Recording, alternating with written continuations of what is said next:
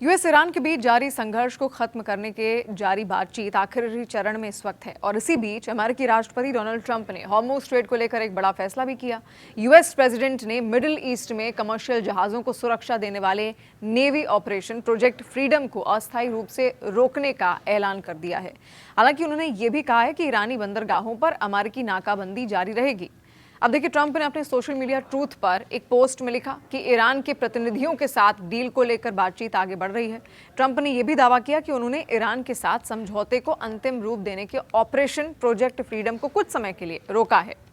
उन्होंने ये भी कहा कि पाकिस्तान और अन्य देशों के अनुरोध पर ईरान के खिलाफ अभियान के दौरान मिली जबरदस्त सैन्य सफलता और साथ ही ईरान के प्रतिनिधियों के साथ शांति डील को लेकर अच्छी बातचीत के आधार पर हमने आपसी सहमति से ये तय किया है कि नाकाबंदी पूरी तरह से लागू रहेगी, लेकिन प्रोजेक्ट फ्रीडम को कुछ समय के लिए रोक दिया जाएगा ताकि ये देखा जा सके कि समझौता अंतिम रूप उसको दिया जा सकता है या फिर नहीं।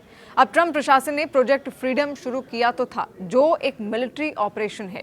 इसका मकसद ईरान के साथ बढ़ते तनाव के बीच हॉर्मुज़ स्ट्रेट में फिर से सुरक्षित तरीके से व्यापारिक जहाजों की आवाजाही शुरू कराना है।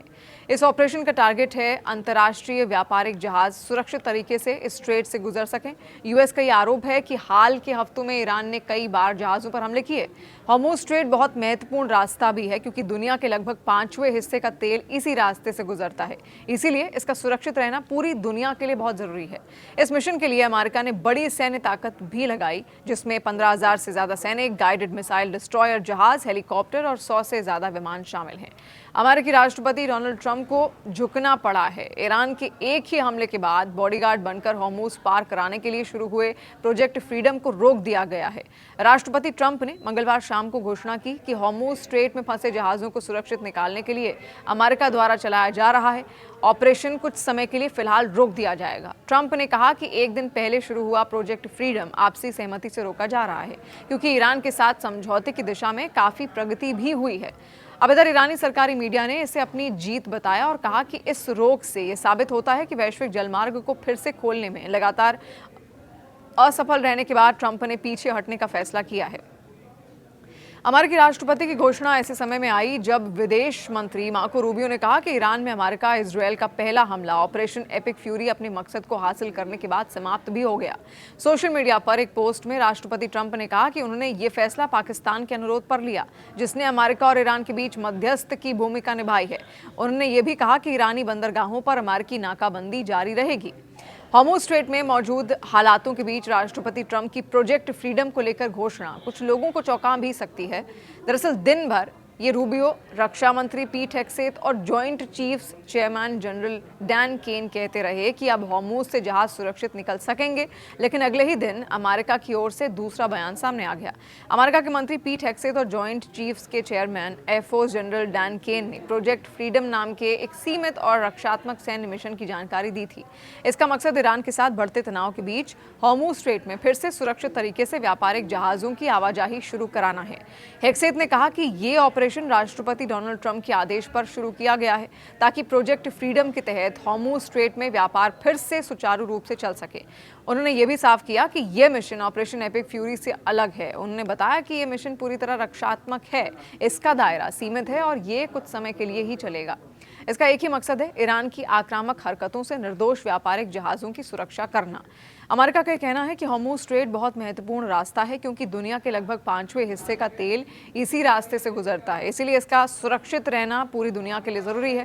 प्रोजेक्ट फ्रीडम के लिए अमेरिका ने बड़ी सैन्य ताकत तैनात की है, जिसमें 15,000 से ज्यादा सैनिक, गाइडेड मिसाइल डिस्ट्रॉयर जहाज, हेलीकॉप्टर और 100 से ज्यादा विमान शामिल हैं, जो दिन रात जहाजों की सुरक्षा करेंगे। जनरल केन ने बताया कि स्ट्रेट के दक्षिणी हिस्से में एक अतिरिक्त सुरक्षा क्षेत्र बनाया गया है, जहां अमेरिका की थल, जल और वायु सेनाएं तैनात हैं ताकि किसी भी खतरे को तुरंत पहचाना और रोका जा सके। ऐसे में इस तरह ऑपरेशन को रोकने पर सवाल खड़े हो रहे हैं।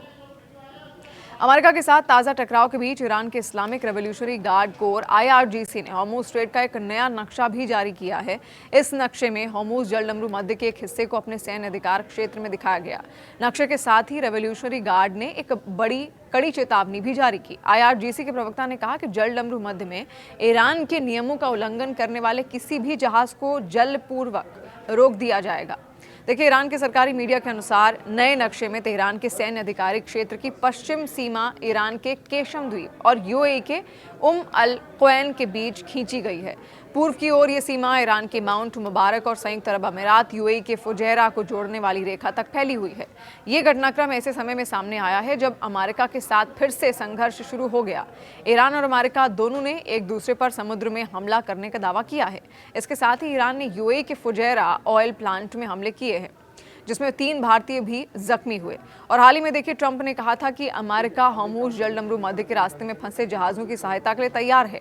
ट्रूथ सोशल पर एक पोस्ट में उन्होंने कहा कि हमने इन देशों से कहा है कि हम उनके जहाज़ों को इस प्रतिबंधित जलमार्ग से बाहर निकालने में गाइड करेंगे ताकि वो आज़ादी से और कुशलतापूर्वक अपना काम जारी रख सकें। ट्रंप ने हालांकि सहायता के बारे में सीमित जानकारी दी, लेकिन कहा कि संघर्ष शुरू होने के बाद से इस जल मार्ग में जहाज और चालक दल फंसे हुए हैं और उन्हें भोजन और जरूरी चीजों की कमी का सामना करना पड़ रहा है।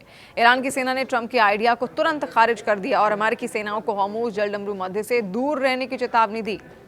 ईरान की एकीकृत कमांड का नेतृत्व करने वाले अली अब्दुल्लाही ने बयान में कहा कि हमने बार बार कहा है कि हॉर्मुज़ जलडमरू मध्य की सुरक्षा हमारे हाथों में है और जहाज़ों के सुरक्षित गुजरने के लिए सशस्त्र बलों के साथ समन्वय जरूरी है। उन्होंने कहा कि हम चेतावनी देते हैं कि कोई भी विदेशी सशस्त्र बल, खासतौर पर आक्रामक अमेरिका सेना, अगर हॉर्मुज़ जलडमरू मध्य के करीब आने और उसमें प्रवेश करने का इरादा रखती है तो उस पर हमला किया जाएगा।